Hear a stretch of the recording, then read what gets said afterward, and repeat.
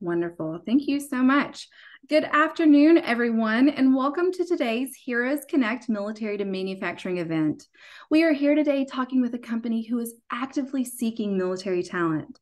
These events were designed to help the broader military community better understand and get to know the manufacturing and supply chain industries. Let me start by introducing myself.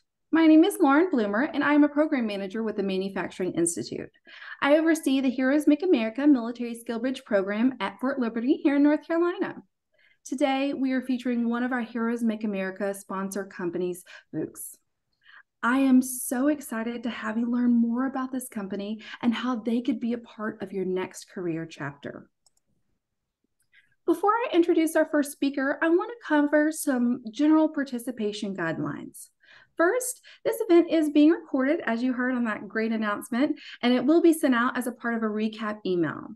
Please be sure that you stay muted throughout the presentation to minimize any background noise. Lastly, I encourage all of you to be an active participant. Please feel free to utilize the chat feature during the presentation to drop in questions that you may have. We will hold off on answering those questions until the end of the presentation during the Q&A portion. At that time, you can also utilize the raise hand feature if you would like to come on and ask your questions live. Overall, events like these are your opportunity to join in on the discussion and ask questions of these industry leaders who you may not normally have access to. So let's go ahead and get a little bit more familiar with that chat feature so you can utilize it. Open it up and drop in the chat what location you're going to be seeking employment. While you're doing that, I also want to briefly highlight the Manufacturing Institute's Heroes Make America Military Skill Bridge program. We have many of our current students on this call, but we also have other military-affiliated participants, company representatives, and community partners from across the country joining us today. For those of you who may not be familiar with Heroes Make America, we are a DoD-approved skill bridge program that is open to transitioning service members, veterans, and military spouses that provides a variety of certification trainings equipping you for rewarding careers in the manufacturing and supply chain industries. Our students learn a variety of topics to include safety, quality practices, various technical trainings like electrical, mechanical, pneumatic training, and also logistics training. We will drop our program manager's contact information in the chat, so you'll be able to reach out and connect with us if you do have any further questions. So in addition to our SkillBridge offerings, we also host a variety of other virtual events to include these weekly Heroes Connect events, our Veteran Learning Series, and our quarterly Vets to Manufacturing virtual career fairs. We will drop those dates and registration links in the chat for you to check out.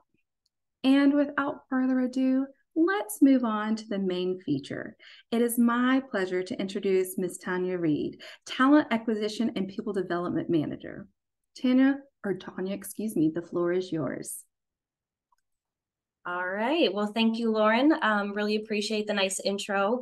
Thanks to everybody for joining on the call here today. We're really excited to share a little bit more about what FUCHS Lubricants does and hopefully garner your interest to come work for our company as you transition from the service. Definitely want to start off by saying, first and foremost, thank you very much for your service. We've got some of our own servicemen and women here on the call that you'll be meeting throughout the call a little bit later. But we really appreciate your service, the sacrifice that you've made, whether you're still currently in the military or you've been out for some time. But we really appreciate all of you that you've done for us. So we'll go ahead and we'll go to the first slide here, or the next slide, I should say. So on our agenda, we'll have a couple of different speakers. So we'll talk today a little bit about who we are. We'll talk about what we do. We're probably one of the, and I know I'm a little biased here, but we're probably one of the coolest companies that you may not have ever heard of. And so we'll talk about what we do, some of our customers, where our products end up, and then we'll talk about where we are. So some of our locations throughout North America that, we have job openings at. And then towards the end, we'll hear from our own servicemen and women, and we'll wrap it up at the very end with a Q&A session. So the next slide here, we'll start it off with just a quick, I call it our, I'm sorry, not the video just yet, but we wanted to introduce very briefly here our own servicemen and women. So most of them are on the call here. So we'll start with Keith. Just a quick intro, what branch of the service that you served in, and we'll kind of go around the room here. Hi, thanks for having me. As it says there on the screen, I was in the Army, although it was a long time ago. But I don't know if Tanya, do you want me to give who I am and what I do here, or does that Sure, later? that'd be great, yeah. Okay. So I've been with the company for 37 years, pretty much since I got out of the service. And the story is that I was looking for a job when I got out of the military, and I took this one till I could find a better one. And 37 years later, here I am. And today I'm the CEO of North and South America for the company. So I've worked my way up from, I used to be kind of a lab technician, and I washed beakers and stuff like that in my first job. So then I've probably had 15 different jobs in the company since then. Hey, thank you, Keith. Appreciate it. So Cindy is one of our vets as well. She was having some trouble joining, and hopefully she'll be able to join and tell you a little bit more about herself later. She's actually our HR director. So both Rosie, who you meet in a second here, and myself, we both report up through her. So, but Cindy was in the Air Force, and hopefully we get to hear from her a little bit more later. And then next up, we've got Brent Lindsay. Hello, I'm Brent Lindsay, and I was in the United States Marine Corps. And I've been working here at FUCHS for 25 years. And I started as operator one inside the plant. And I'm currently the production manufacturing supervisor.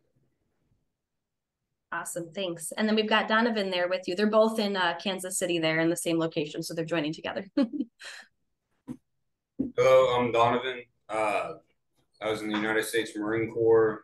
I got out a couple years ago when I ended up going to a job fair and found this company at the job fair, and I'm work maintenance here now and been here for a little over 2 years. Awesome. Thanks, Donovan. I remember that too, that I met you at that job fair. That was a good time. And then Dave. Hello all. I was in the Army for a whopping 25 years. I retired from the Army, and this was basically my retirement job 8 years ago. I came to FUCHS. I managed a distribution warehouse for FUCHS and logistics, and my logistical and sustainment background in the Army drastically helped me do what I do today. Oh, perfect. And then do we have Will on? Yes, I'm here, Tanya. How are you doing? Hey, Will. Good. Hi, everybody. I'm Will Mesquita. I am a demand planner. I joined FUCHS a little over a year ago in April 2022, and I am a U.S. Army veteran from 2009 to 2017. Okay, perfect. All right. And Keith, you're on mute, but it looks like you're trying to say something. Well, actually, Cindy came into my office to join on the screen, so I'm trying to get her on the screen. Ah, perfect. Okay. Trying to get her on the camera. Yeah. All right. Okay. So I can't see her just quite yet, but we can move on, and then we'll definitely have some more time to hear from our vets a little bit later. So sounds great. Well, from here, we'll just jump into a little video. Oh, hey, there's Cindy. I don't know if you want to say a quick word, Cindy, just to say hello to the group. Hi, everybody. I'm Cindy. I'm our HR director at FUCHS, and I was in the United States Air Force for just under 4 years. So welcome, everybody, and I'm glad to be here on this call with everyone. Thank you. All right, perfect. Now we've got everybody. Very happy. So we'll move to the next slide. We've got just a quick video to show you just a little bit more about who we are. And then from there, we'll hand it over to my colleague, Rosie, and she'll take it away from there.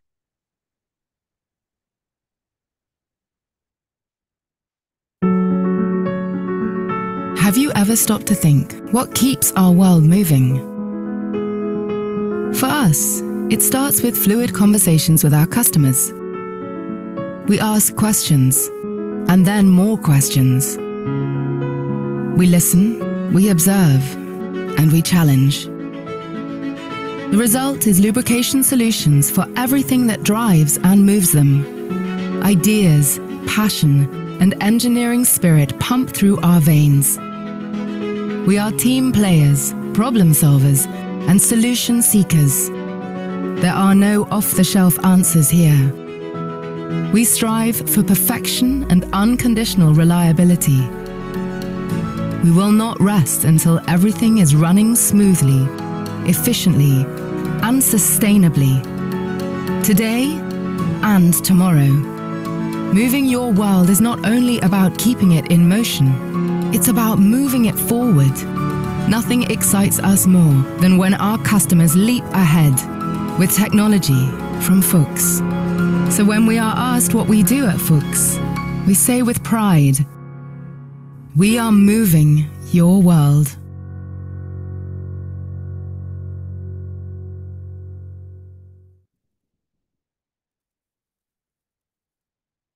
All right, thank you, Tanya.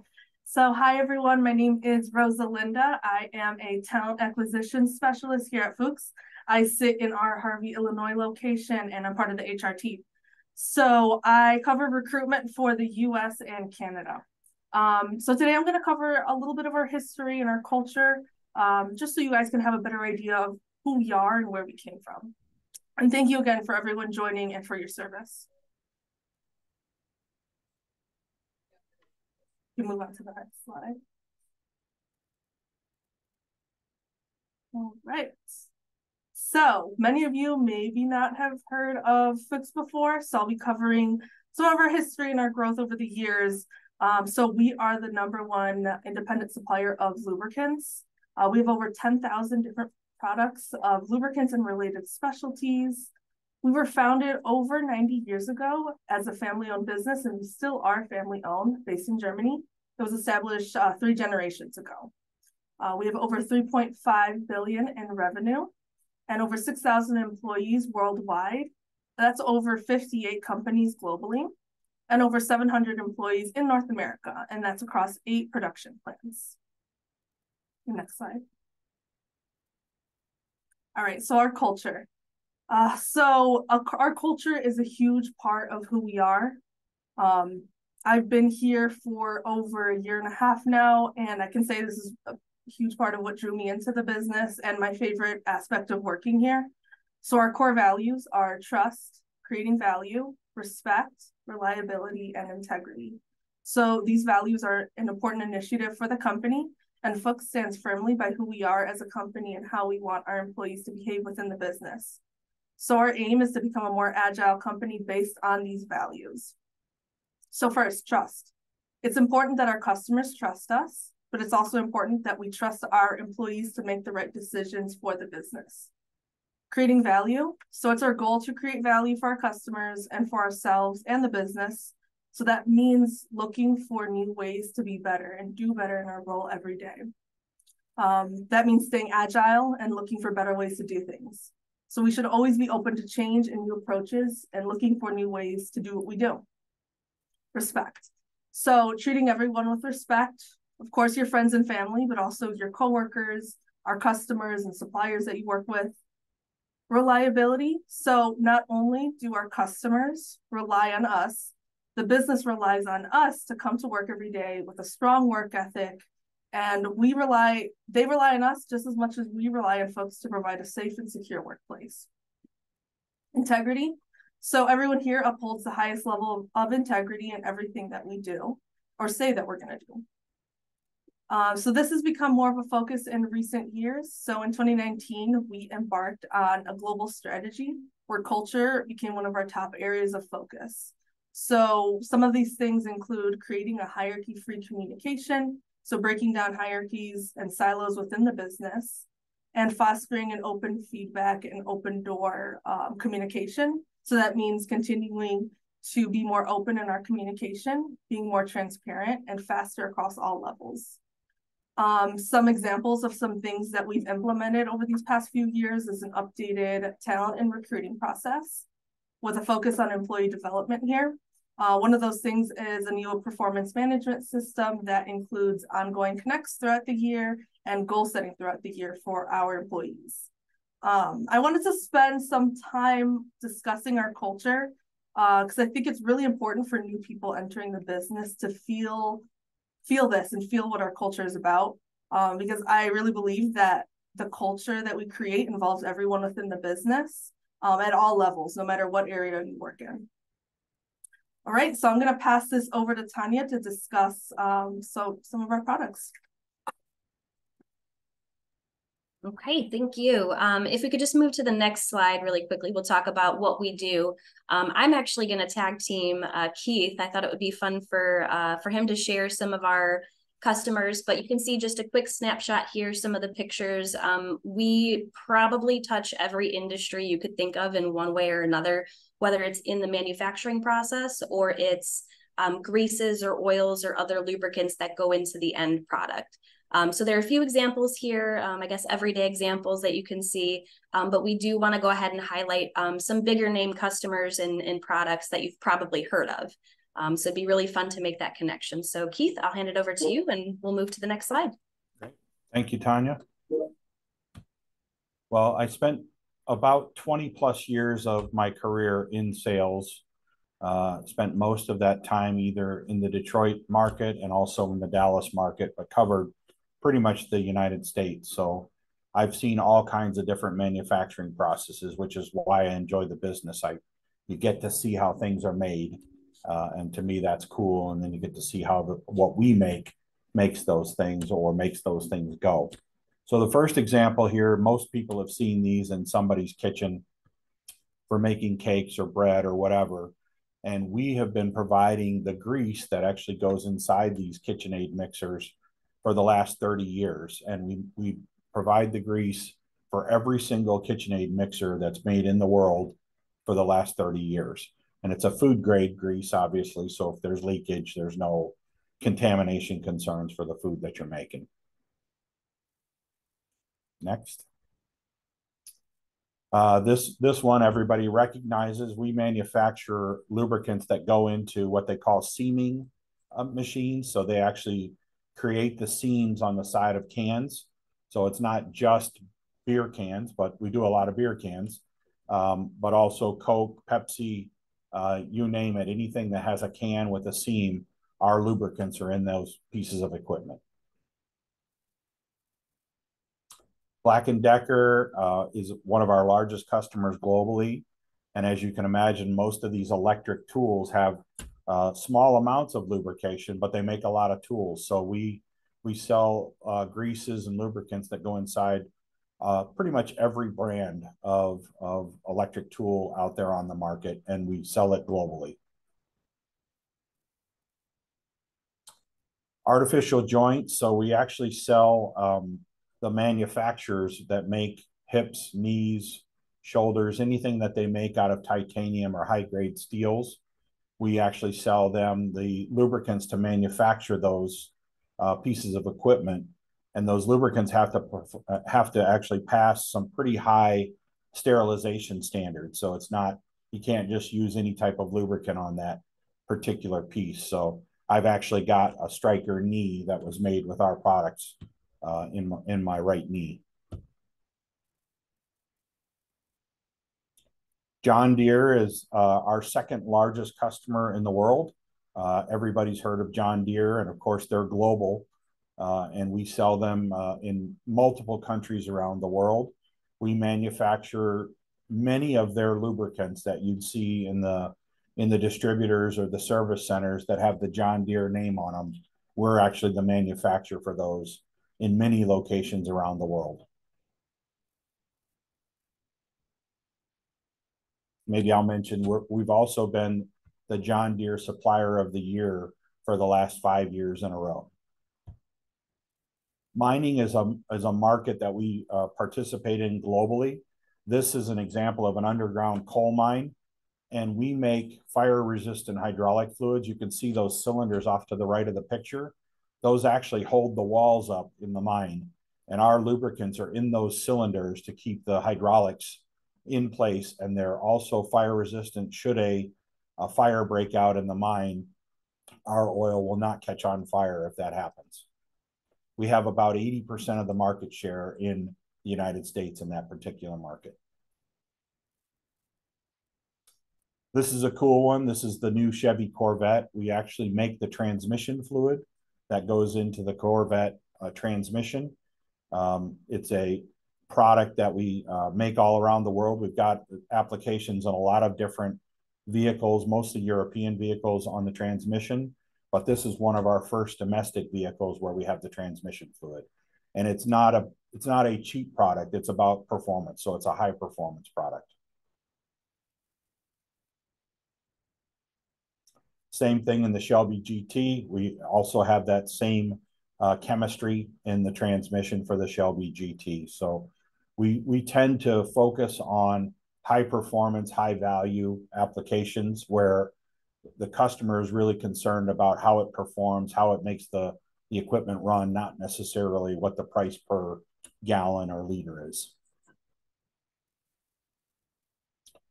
Wind farms, we're in wind farms all over the world. We do it in the aftermarket, so as they're being serviced out in the fields, but we're also on the OEM side. So as those wind turbines are being manufactured, they get filled with our greases and gear lubes.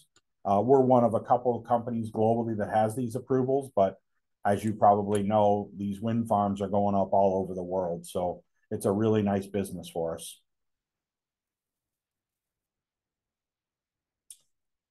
Into some of our arms manufacturing. So Colt is just one example of many of our customers. We sell Remington, Ruger, you can go down the list of everybody that manufactures arms here in the United States, and we sell them something. We also sell quite a few ammunition manufacturers here.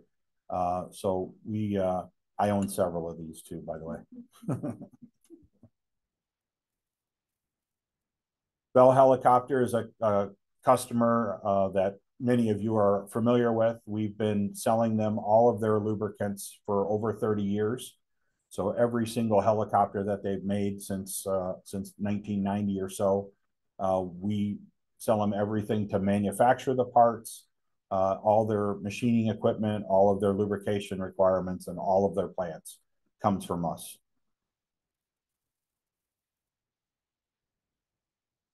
General Dynamics, we do business with General Dynamics in a few different locations. One particular application is where we actually have a product that forms the cones on the 500, 1,000, and 2,000 pound bombs. They actually take steel pipe and form it into a cone all cold. So the lubricant has to have a really high coefficient of friction and allows them to form those steel pipes into cones for the bombs. Lockheed Martin, Lockheed Martin also has been a customer of ours for over 30 years. We've sold the Fort Worth plant. Maybe many of you know that all of the F-16s, F-22s, and F-35s were engineered there, and many of them manufactured and assembled there. And we've been selling them all of their lubricants and manufacturing fluids since probably 1991. And then the Waterville Lead Arsenal, for those of you who don't know, that's where the Abrams tank barrels are made. And we actually provide the lubricant. Again, you can see on the left there, that hot billet that gets formed into the tank barrel. We provide the lubricant that goes on that billet and that die that allows them to form these tank barrels. It's a very difficult application. Not too many people in the world do this. And so far, there's only one lubricant that'll do it. And so we've been selling them for 30 plus years, making similar type of parts. The Mars rover and the James Webb telescope. So we actually have a company that we own called Nye Lubricants that we acquired a few years ago. And they are more, I would say, on the highest tech side of lubrication. So we're both on the Mars rover and on the James Webb telescope. And obviously, performance and reliability are important there because you're not sending a repairman to Mars to fix it if the lubrication breaks down. So it's lubed for life, and the lubricant will last as long as they plan the Mars rover to run.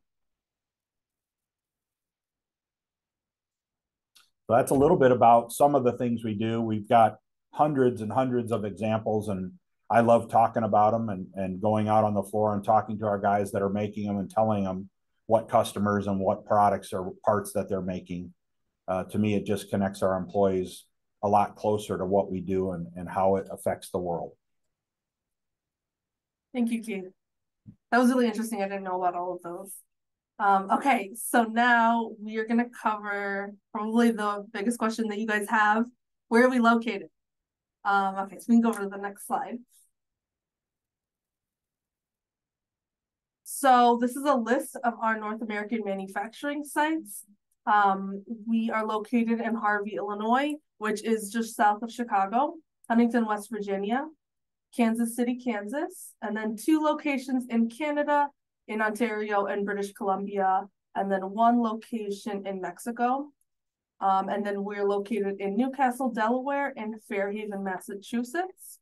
Our warehouses are sprinkled throughout North America. So we have Princeton, Indiana, Spartanburg, South Carolina, Twinsburg, Ohio, East Haven, Connecticut, Auburn Hills, Michigan, and Tualatin, Oregon, as well as Arlington, Texas. Next slide. All right, so our current openings. So I just wanted to put a spotlight on some of our positions in some of our locations, highlight these, but we have many more than just this. I have a QR code on the side if you guys are able to scan it. If not, the link to our job site is in the chat now.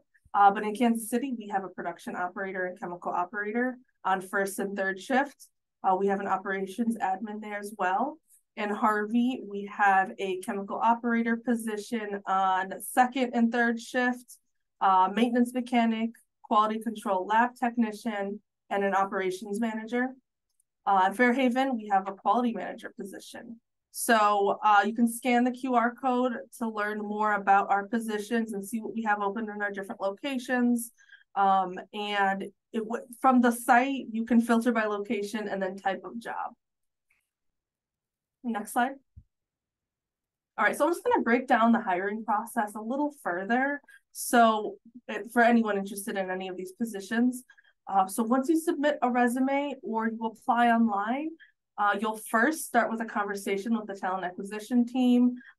You'll speak with me or our other recruiter. And in that first conversation, we might discuss pay, shift that you're interested in, if you need to relocate, what that timeline would look like, and then further dive into your experience and the role that you're interested in. And then from there, you go for an on-site interview and site tour. And then if we decide to move forward, move into the offer stage and we can get started, or you can get started once your pre-boarding is complete. So I have the job site there listed as well as my contact information. So please reach out to me if you have any questions about this process or about any of our openings that we have. Next slide. All right, I'm just going to quickly touch on our benefits. So for medical plans through Blue Cross, we have FSA and HSA plans available, vision plan through VSP, dental plan through MetLife, identity theft protection and critical illness and accident through AFLAC. And then we have a 401k plan through Securian. PTO, personal and sick time off, and your birthday is off as well. We also have employee discount plans available and tuition reimbursement after 2 years of employment with us. And that's all for me. So we're gonna pass it over to the veterans and they'll talk more about their background and how they found FUCHS. Thank you. Thanks, Rosie. Really appreciate it. So kind of an open forum to the vets on our side. As you can see, we have 6 of them that joined. You heard a very brief intro in the beginning from some of them, but throw it over to our vets to share a little bit more just about your background, how you came across FUCHS, and really what your experience is. I think it would be very beneficial for all of the service folks and vets who are on the call today, just to hear a little bit more about what it's like to work here. So maybe Dave, if you could kick us off, I'll go ahead and call on you. All right. All right. Thanks, Dave. So as I said, I did 25 years in the military, a little bit of mixture of National Guard in Indiana, reserves, and mostly active duty and AGR. So I was started out as a mechanic in my Army career, and I transitioned to logistics, like the MOS's 92 Alpha and 92 Yankee, all the way up to the battalion S4 level. Done 3 deployments, starting with Desert Storm, Afghanistan, and Iraq in my time in the military. So when I left the military and did the TAP classes, as you all are doing, they really pushed the e-benefits portal of the VA, and there's an employment tab on there, and that is exactly how I found where I work now.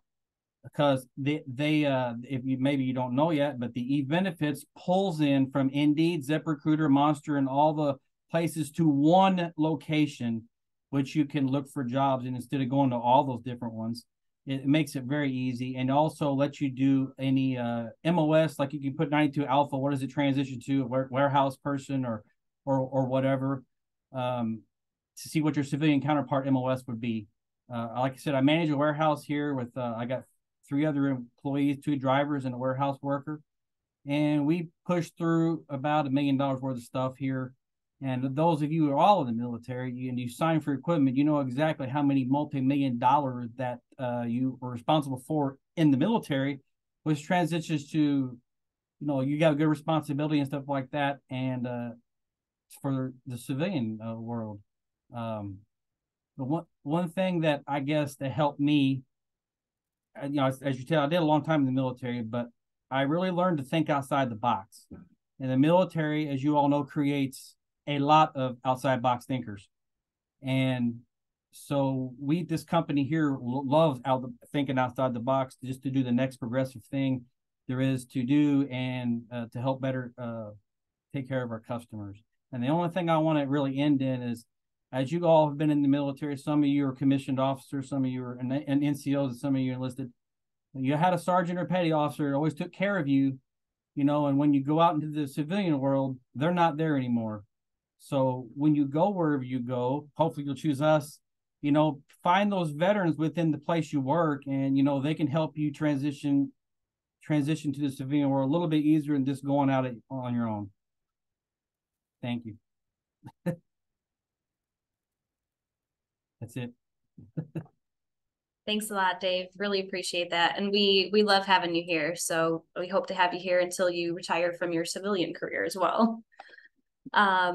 And Cindy, we didn't get to hear from you too much earlier. So maybe if you want to pop in and give us a little bit more on your background and what you experience as you work here at FUCHS. Absolutely. Thank you, Tanya. I appreciate it. Yeah, I just as a little background on the military career, I joined the Air Force right out of college.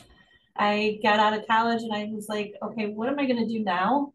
I wanted to go to graduate school, couldn't afford it. And I couldn't do a whole lot with a psychology degree. And so I was like, okay, I need to go do something. And I had very heavy military in my family. My dad was in the Navy, uncles in the Navy, several great uncles in World War II and things like that. So I was the first female in our family, though, to be in the military. So that was kind of cool. So I joined the Air Force, and of all things, they decided they wanted me to be a weather forecaster. And I was like, okay, psychology degree, weather forecaster, I'll give it a try. So I became a weather forecaster. First, they put me through just weather observing school and did that for 3 months. And then I went to weather forecasting school, which was kind of it was a new program. Most people didn't get to do it that way. Most people had to go be a weather observer for a couple years and then become a forecaster after they became a sergeant. And so did a little different path there, but became a weather forecaster, did that, stayed in for right around the 4 years. And then I decided, hey, I'm not sure I want to do this anymore. Wanted to have a family, so I went ahead and got out. It was a great experience, though. It's something that I'm very glad I did as a person. I met my son's father in the military, and so I would never change that for the world. And then continued to move around with the Air Force for several years after that, through us being married. So And then I said, okay, now what am I going to do? And a lot of people were like, okay, go be a weather forecaster, right? I'm like, nah, I don't think so. So I went to graduate school and got a master's degree in IO psychology and ended up in HR. So that's how I got in HR. And one of the things that I feel as I was kind of thinking about this and listening to Dave, I think the biggest thing that the military helped me with was I was very scared to speak in any sort of group, whether it be 2 people or 10 people or 20 people or 100 people. And I just wasn't comfortable. And as a weather forecaster, you can imagine you have to get up in front of people, right? You have to brief the pilots on the weather. And that was pretty scary to me. So that helped. And that helped obviously as my career progressed and being in HR, I got to talk to groups of people quite often. So how did I find FUCHS? Well, that was kind of an interesting experience. At that point, I had been in HR for, I don't know, let's say probably about 10 years. I had been in HR, been in a couple different industries, and I was in the market. And headhunter found me and said, hey, do you want to apply for this? And I did. And I came in, met with a lot of people, and I wasn't real sure. I really wasn't real sure, but I accepted the job, and almost 20 years later, about 19 and a half now, I'm still here and I love it. Plan to be here until I retire. And it's been a very rewarding experience. And these are the cool things that I enjoy doing, is being, on this call today and talking with people and encouraging people to come join our team. And so I love it. It's been very rewarding these last almost 20 years. So. All right, thank you, Cindy. And I know we, I'll speak for Rosie here, but we appreciate your leadership too. And I know that the military, though it was a few years ago for you, it's definitely helped to form, who you are and how you think and what type of leadership style you bring to the table. So I know we appreciate you being here too. Thank you. Awesome. And so maybe we'll go over to Brent over in KC.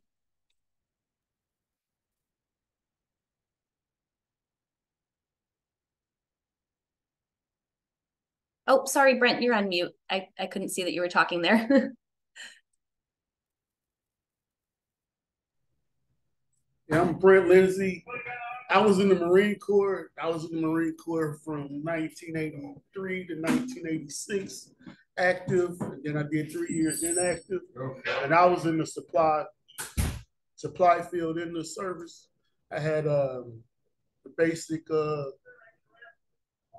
supply, which was my MOS was 3051. Then went to administrative supply, which was 3043 was the number. And like I said, I was in Japan for 2.5 years. The Beirut stuff was going on, so we was working a lot of hours and all that kind of stuff when stuff was going on in Beirut. And when I got out of the service, I went to Kansas Job Service, and I went to the veteran part there, and they sent me here at FUCHS Lubricants, and I've been here ever since. I started out as an operator 1, went all the way through the ranks and became a supervisor.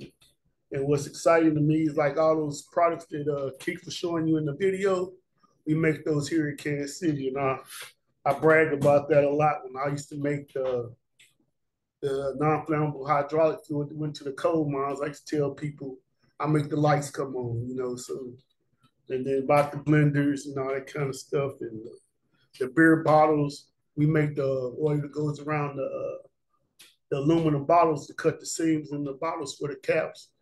And I brag about stuff. So I like all the pretty cute, cool products we make here in Kansas City. That's what was on that video. But other than that, I like the job and the people here. And it's real team oriented like it is in the service. So with that, that's all I got to say. All right. Thanks, Brent. We appreciate it. Right. Yeah, you make a lot of our food grade greases will come out of Kansas City. So you guys definitely do some great work there. And since you're still unmuted and I see Donovan is back here, maybe you can take us away next. All right. Donovan Barton. I served in the Marine Corps for a little bit over 10 years, and then I was injured while in Afghanistan and was medically retired. Shortly after being within a month of prior to my EAS, I took terminal leave. We purchased a house in Kansas City prior. Once I got told I was going on a medical board, I knew my career was done in the Marine Corps. I knew they weren't going to keep me. So we ended up looking at houses. We bought a house in Kansas City. While I was on terminal leave, I went to a job fair and trying to find a job. And I ended up seeing Fuchs at a booth at the job fair and stopped in and spoke with, at the time, I didn't realize that she was the plant manager, along with one of the other supervisors, and Tanya. Spoke with them briefly and continued around the rest of the job fair. And on my way out the door, they actually flagged me down and told me that they might have a position I might be interested in that they weren't actively seeking at the time. Within that week, I came here for a tour of the plant and didn't know it was going to be a job interview until I was here as well. And within 2 weeks, I was working here. I was hired on as part of the maintenance team. While in the Marine Corps, I did logistics. I was a landing support specialist, so we did a lot of rigging of equipment, vehicles, things of that nature for loading ships and doing externals with the helicopters. And that's paid off quite a bit here because of some of the things that we have to lift out of the pits that we have. And so I feel as though that's definitely helped me here with that, and the commitment that the Marine Corps instills into you and dedication to the job place here and my work ethic. And so it's been here for a little over 2 years now, and I plan on being here until I'm no longer able to work. Thanks a lot, Donovan. I'm glad you were willing to let us flag you down again before you left. It's been a pleasure having you for sure. And then we'll flip it back over. We'll bring it back to Chicago. Hi, how's everybody doing? My name is Will Mesquita. I joined the U.S. Army in 2009 and served from 2009 to 2017 in the U.S. Army Reserves. I was deployed to Iraq, mobilized to Afghanistan, didn't get to go. I would say my journey of Fuchs did start with the U.S. Army because it led me the education to pursue this position at Fuchs, but also just the Army gave me the sense of purpose, the drive, and some of the things that really relate to the job that I perform at Fuchs. I came across Fuchs in LinkedIn. A recruiter reached out to me as I was looking to changing into a new position. Prior to Fuchs, I was working in the consumer goods industry. So I was basically working to an Amazon seller, procuring gadgets and widgets in China, selling in the Amazon marketplace. And one of the things that really was, I would say, detrimental to my mental health at the time was the fact that I was recently separated from the Army. I was about to go warrant officer when I left. I was a little bit hurt physically, but also I had just had twins, and my wife was not going to be able to handle the kids on her own. So it was really hurtful for me leaving the Army. And shortly afterward, as I was working a different job, I was looking for something that would give me a little bit of the sense of purpose that I was missing in my life since leaving the Army. And for those of you that have been downrange, you know that sometimes coming back is difficult. Find yourself, finding something that you're passionate about. And throughout this journey, I was lucky to get in touch with this recruiter who introduced me to Fuchs. Tanya was actually my first interview with Fuchs. It feels like forever ago. But one thing that really caught my eyes on Fuchs was the purpose of the company, what the company does, how it changes the way the world operates. And for me, it was what I was missing in being the military, being part of a bigger thing, being part of a greater thing, or something that gives a sense of purpose. And working for FUCHS has been an amazing experience in this little bit over a year and a half that I've been here. They really promote the open door policy. So, I mean, I bumped into Keith in the hall. He knows my name. I was like, wow, the CEO knows my name. Everybody in the company is very approachable, from my immediate supervisors, my directors. If there's a problem, the focus is to solve this problem and to give you the resources to solve the problems, to help you solve the problem. So it's a very, it's a team environment that I missed in the US military, was having a team that's working towards a goal that gives a bigger sense of purpose of what you're doing for the world. And it really, like Brent mentioned, I don't want to leave this company now. I've been here for a little over a year. I'm very happy here. And it is challenging, and it is a challenge that keeps me motivated and just gives me a drive to keep on going on and keep waking up in the morning. Thank you, Will. Really appreciate that. I can't believe it's already been over a year, but yeah, we absolutely happy to have you. You're doing an excellent job, and really appreciate you sharing that with not just your fellow servicemen and women, but also with us. Really appreciate that. And then Keith, I know you shared a little bit earlier, but if there's anything else you wanted to add or say, we are happy to hear it. Yeah, I think first thing, I think you've heard a lot of people say they want to stay here till they retire. And actually, it's one of my statements that I make very often to employees, and actually in their interviews and in their onboarding, is that we want you to stay here till you retire. I know the in thing these days is to job hop to a bunch of different jobs and whatnot, but we want to create an environment where people don't want to leave, so that they feel like they have a place for life. And I think we're on our way there. We don't get it all perfect all the time, but I think our intention is to create that environment where nobody wants to leave. And I think to me, that's a good goal. About my career, I went to college and then ran out of money. And so I went to the recruiting station and talked to every single particular recruiter and said, I just want the most college money for the least amount of time. I don't care what job I do. And I ended up as a 31 Charlie radio operator, and did all my training at Fort Jackson, Fort Gordon, and then was stationed at Fort Hood. Got to Fort Hood in July, so it was about 105 degrees. And a lieutenant asked me if I wanted to work in the S1 in the office for a job. And I said, sure. So I actually never did my MOS. I did promotions and leaves and stuff like that for the whole time that I was in, and stayed in an air-conditioned office, which wasn't terrible. But the military for me, I had a reason, I had a purpose. I got out, I used my VA loan several times. I went to school, finished my degree on the money that the military gave me. And I also was, pretty young and pretty immature. And as you guys all know, you mature pretty fast in basic training.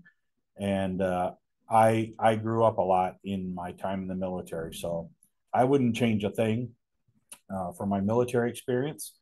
And I was looking for a job. My dad knew somebody that worked at the company, and they offered me an interview, and that's how I ended up here. But I can tell you, my first job, I was still interviewing for better jobs. I just took that one so I could get from Texas back to Detroit. But they continued to offer me multiple opportunities and gave me the opportunity to retire from here. So I hope that each of you has an opportunity to apply for a job here. And that we can provide you that opportunity to work here and retire here and have multiple jobs. You don't, you know, and in multiple locations. We have operations all over the world. So if there's a job you want to work at in Spain or something, and you can apply for it. So there's lots of opportunities here. And lastly, I just want to say thank you for your service.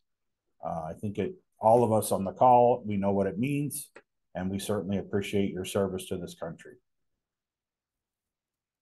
All right, thanks a lot. Good closing words there, Keith. And so if we flip it to the next slide, that is pretty much on our side. So we wanted to open up the floor to you all on the call if you have any questions, whether it's about, you know, benefit specific things, anything that you want to hear from an HR side, or if you wanted to go ahead and ask any of our veterans more about what they shared, the floor is completely yours. Awesome. Thank you so much. I loved all the veterans coming on and sharing their experience. And, you know, we've worked with so many companies and we often hear, you know, that they love the company, they're very happy, but the fact that every single one of your veteran employees came on and said that they're going to stay there until you make them leave, essentially, just really speaks volumes to your company. I thought that was just so exciting. And Dave, one question that I have specifically for you, you know, you said, you mentioned something about when getting out, finding fellow veterans. And I like to refer to that as, you know, creating your perimeter when you get out. It's like safety people so you can relate to other people. Do you have any kind of veteran ERG or veteran group so that new employees who are veterans can locate other veterans a little more quickly? I don't know, but we would love to start one probably. I currently work with 3 other guys, and out of that, 3 of us are veterans. So it kind of makes working together easy. One guy's in the Navy. He can't help that, but you know. Awesome. Okay. Yeah. And just to expand on that a little bit, we don't have like an affinity group right now. You know, admittedly, doing this type of, you know, very proactive reaching out to our military community is a little bit new for us. So we would love to be able to start something like that. And again, if, you know, any of you on the call here, you come join the company, you apply, interview, and we get you started working here, and you're passionate about that and you want to help us develop that, we are completely open to it. Awesome. Thank you so much. And, you know, as you can see, you know, we've got several classrooms here in session with us on the call, and each of our participants are at a little bit different, I guess, process in their exit from the military. Some may be veteran, ready to work as soon as they graduate from class. Some are within 180 days of their exit date. So if they are interested in a position and looking to apply, how far out do you recommend that they begin applying? That's a good question. I would say, I mean, as soon as you know you're looking, feel free to reach out to one of us. It's probably maybe better to reach directly out. I know Rosie shared her contact information. Just in the event that maybe we don't have a position available in your area or where you're looking to move to specifically, maybe send a note to Rosie or one of us on the talent team, and at least let us know, hey, this is my time frame, this is, you know, my background, or here's my resume, here's my skill set, and we can get connected in that way. Awesome. I love that. Just building the connections. And, you know, I even love what Donovan said, that you came to him and said, you know, you weren't even seeking the role when you found him and brought him in and hired him. So I just think that's awesome. And you never know what opportunities are going to be out there.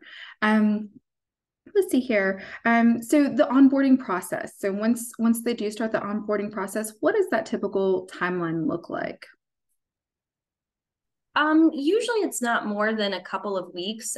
We do have kind of your standard background checks and like a clinic visit for a physical and drug test and all of that. And once we clear that, you know, maybe it takes up to 2 weeks.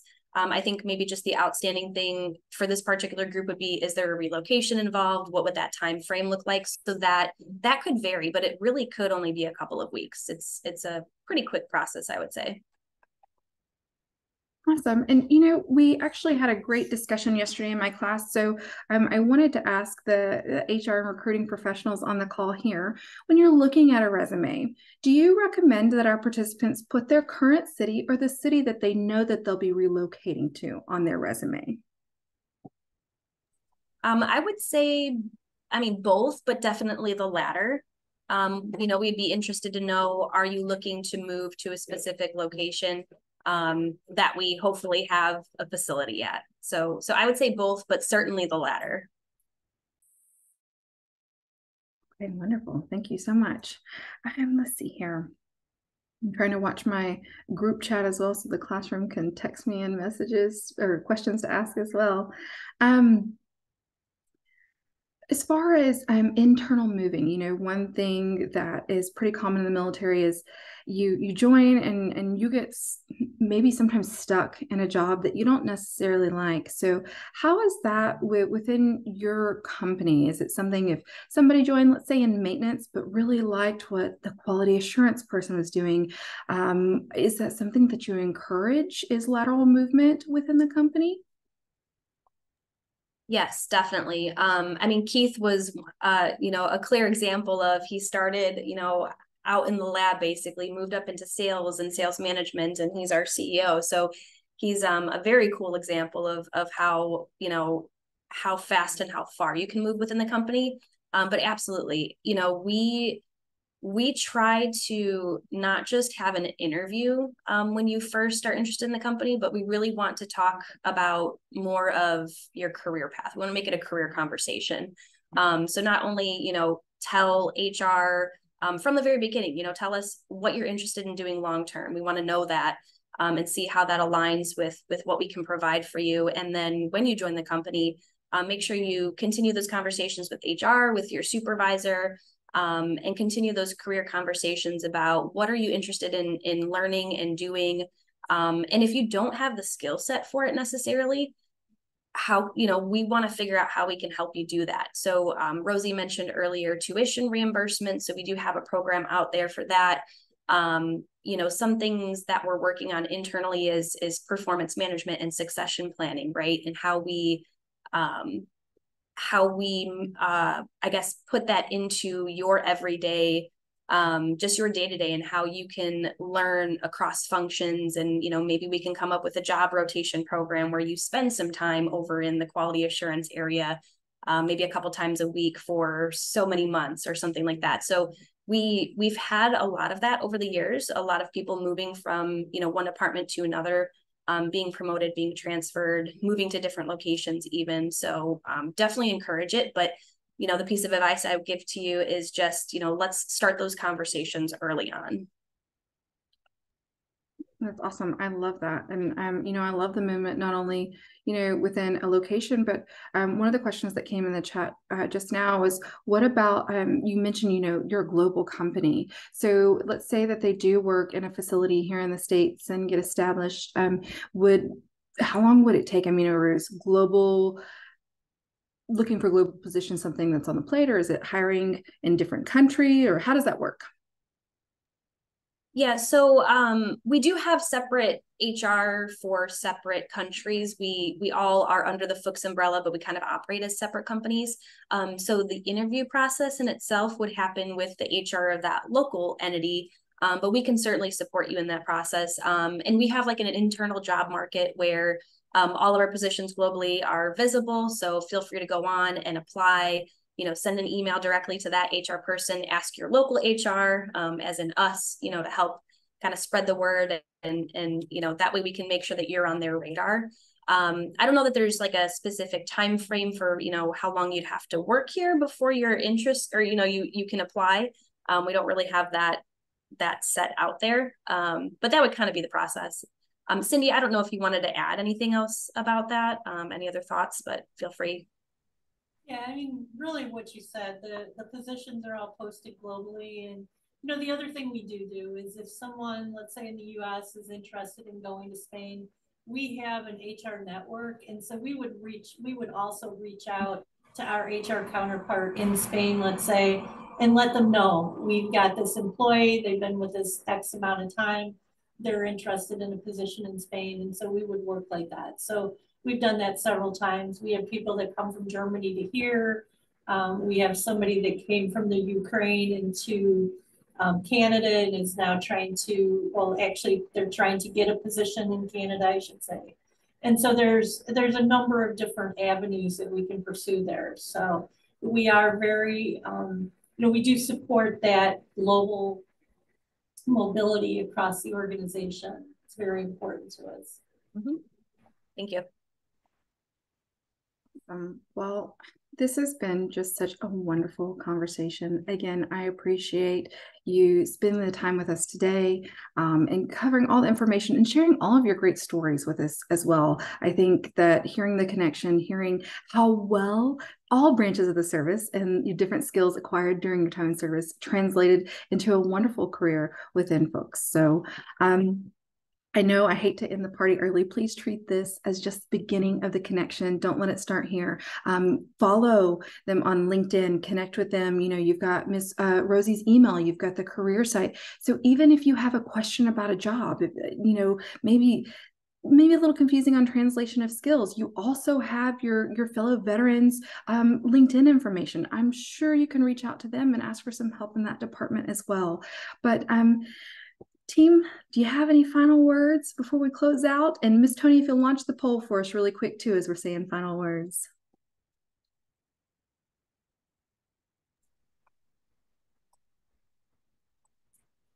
So maybe I'll just reiterate from our side again. You know, we want to thank you for your service. Obviously, we take being a veteran and serving this country very, very seriously, and we try to celebrate that with our veterans. And I certainly appreciate all of our veterans joining and trying to help our fellow veterans as they transition back to the civilian world. Thank you so much, Keith. And like Ms. Tanya said, you are a true testament to how incredible the transition can be and how you can work your way up through a company. And it was just such a pleasure getting to know you and getting to speak with you. And I look forward to sending some awesome talent your way from this group. But I hope that everybody has a wonderful afternoon. And thank you so much. And I can't wait to see you again next time. All right. Thank you, everybody. Thank you. Appreciate your time. Everyone, thank you.